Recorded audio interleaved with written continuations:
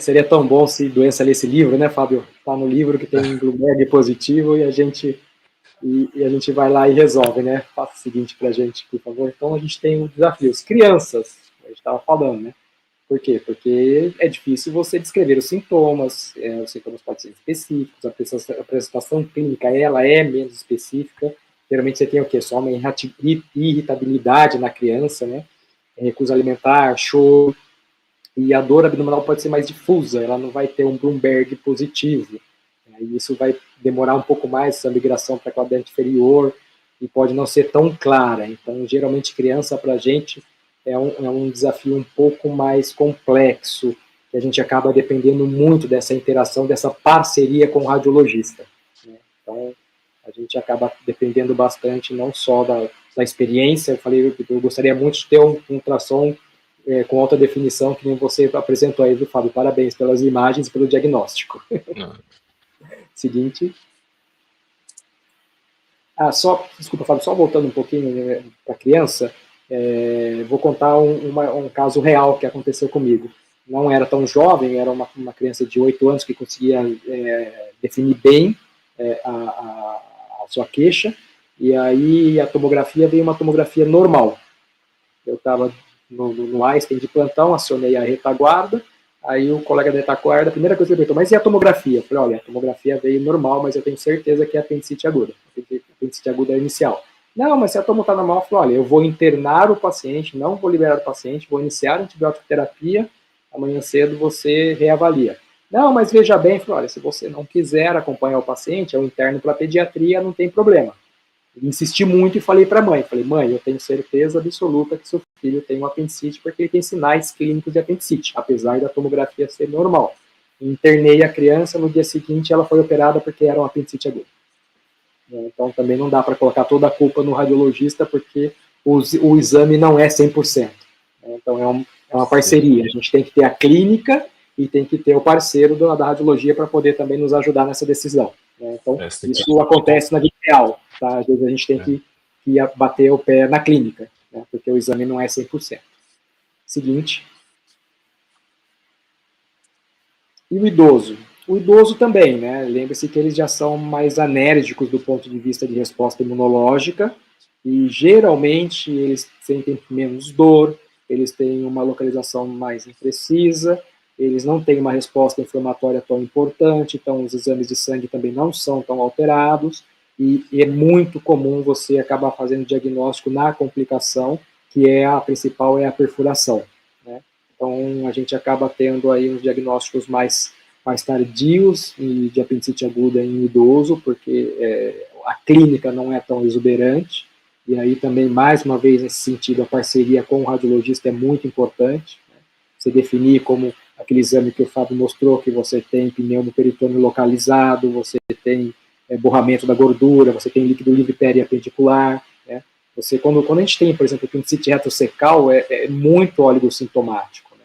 A gente tem uma dor discreta, por incrível que pareça, o melhor exame para avaliar é aquele da elevação da perna direita, que geralmente dá positivo na apendicite retrocecal, né? Você palpando e elevando a perna direita. Então, o idoso é um desafio para a gente, porque tanto laboratorialmente como clinicamente, ele pode ser oligosintomático. Então, exige uma maior atenção. Seguinte. Quem nunca, apresento a vocês, eu já operei algumas apendicites agudas em gestante, e aí é um grande problema, porque eu já atendi e operei uma gestante que o apêndice estava doendo no hipocôndrio direito, e quando me chamaram para ver a paciente, me chamaram com o diagnóstico de colicistite aguda, e era o apêndice, que o seco estava tão alto por causa do útero, que estava doendo aqui o hipocôndrio direito, não é fossa ilíaca direita, tá bom? Então, ele pode deslocar e isso vai modificar a queixa da paciente e o diagnóstico, né? Existem riscos de complicações, como a gente falou no idoso, né? Perfuração e parto prematuro, tá bom? Então, gestante é sempre uma coisa que a gente olha com muita atenção, principalmente a fase da gestação, né? Seguinte, por favor, Fábio. E a gente sabe que a via laparoscópica é sempre a melhor forma de você tratar isso, porque é minimamente invasivo, tá bom? e o terceiro trimestre a cirurgia aberta é necessária devido ao tamanho do útero. Você não tem espaço na cavidade abdominal para insuflar com CO2 para operar por videolaparoscopia, né? Então, a videolaparoscopia sempre é preferencial no primeiro e segundo trimestres, e no terceiro trimestre vai ter que ser via aberta, porque você não consegue insuflar a cavidade por causa da presença do útero. Então, gestante sempre é para a gente um desafio. Seguinte. E aí, as apresentações atípicas, né, que em algum caso a gente pode ter, e aí dá nó na cabeça mesmo, né? Então, dor em flanco, dor pélvica, como eu falei para vocês, em mulheres que às vezes têm irritação da bexiga, e aí cursa com sintomas urinários, né? E aí o apêndice pode estar encostado no ureter e a paciente vai ter leucocitúria na urina, aí você fala, não, é só uma infecção urinária, né? Então acaba mimetizando uma infecção urinária, tá bom? E vai depender basicamente do que? Da localização desse apêndice, como aquele slide que o Fábio mostrou, que ele pode estar bastante variado aí em termos de anatomia, para a gente poder fazer esse diagnóstico. Seguinte. E aqui também vai um quadro interessante, quem nunca se deparou, eu já vi um caso também, né, que é um situs inversus totalis, onde o paciente tem tudo invertido como se fosse espelho. Então o coração fica à direita, o fígado fica à esquerda, consequentemente o apêndice fica na fossa ilíaca esquerda. Então apendicite aguda de fossa ilíaca esquerda. Geralmente estes pacientes já sabem que são portadores dessa variação anatômica. Então, eles mesmos já chegam falando, doutor, eu sou um pouquinho diferente e meus órgãos são invertidos.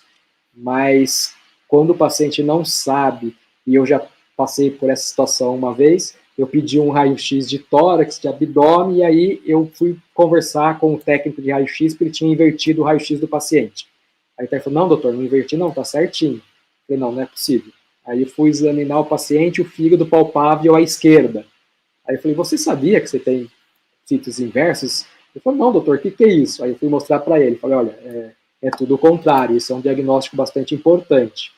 Você precisa saber porque isso interfere nos seus diagnósticos, principalmente de cavidade abdominal, né? Infarto, ele vai ter dor à direita, não vai ter dor à esquerda, o braço que vai doer é o direito, não é o esquerdo. Então é uma situação na qual o paciente precisa saber dessa variação anatômica, tá?